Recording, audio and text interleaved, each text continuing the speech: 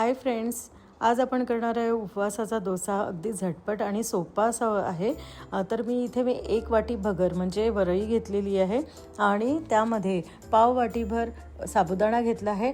पावसाळ्याचे दिवस आहे, जरा साबुदाणा मिक्सरवरनं व्हायला कठीण होतो, तर तो छानसा शेकून घ्यायचा आहे पांढरा होईपर्यंत.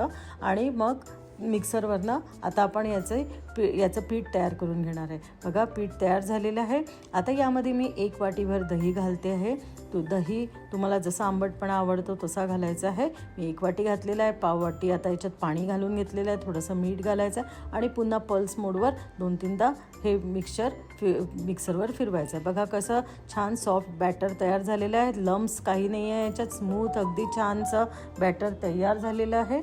तर याला छान फिरवून घेऊया आणि बघा किती छानसं असं कन्सिस्टन्सी पाहिजे. आता माझा तवा गरम झालेला आहे. यावर मी आता थोडंसं तूप आधी ग्रीस करून घेतलेलं आहे त्याला आणि यावर आता आपलं बॅटर घालूया. मी जरा जवळूनच व्हिडिओ काढलेला आहे. बघा किती छान असं गोल गोल असे आपल्याला डोसा इझिली बनतो आहे, कारण आपलं बॅटर खूप स्मूथ आहे.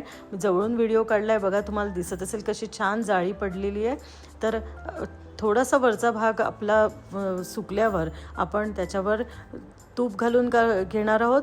तुम्हाला तूप आवडत नसेल तर तुम्ही तेल पण घालू शकता शेंगदाण्याचं.